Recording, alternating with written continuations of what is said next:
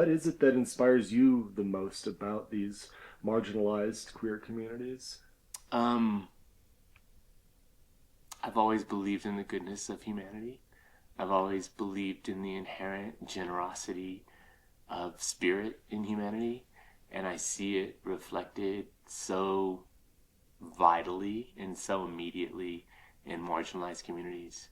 I feel like there is a quality of connection to that goodness, that generosity, that collectivism in marginalized communities that we are often lacking in Western, more privileged communities where we're brought up to believe that our job is to defend our individual interest, and our whole perspective is how does something affect our individual interest.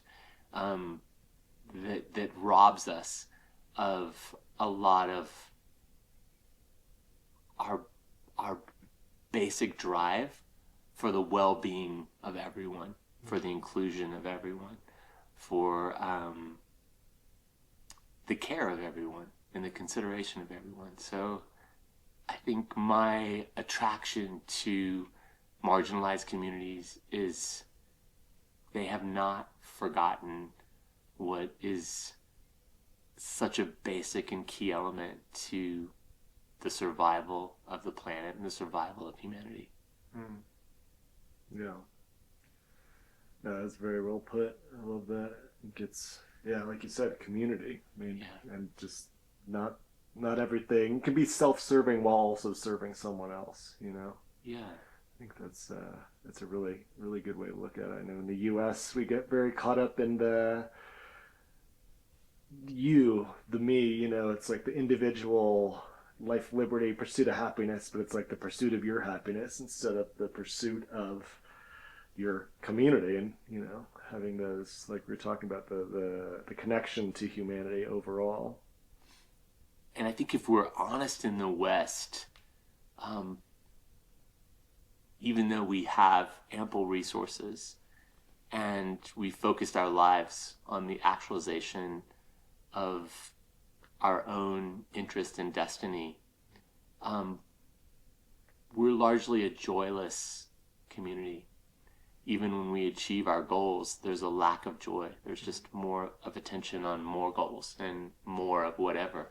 And I think one of the things that attracts me personally to marginalized communities, and particularly communities across Africa, is their instant access to joy. In a given call, we might experience the grief of a child that's been lost through violence or starvation and the rape or murder of a community member. But we'll also embrace the joy that we are all together in this community, feeling each other, feeling with each other.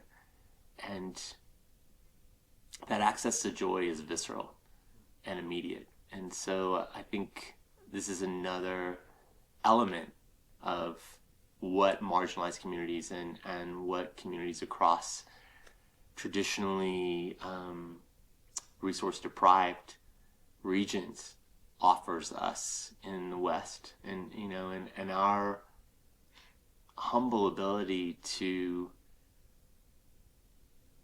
admit that all this access to resources has not delivered the happiness that it promised, and that this over commoditization of lived experience, that we can buy the right relationship and the right car and the right situation and the right status and the right situation to bring us joy and happiness, has largely failed, and is an empty promise, will allow us to look to those who have access to joy, even in the worst of circumstances. Mm.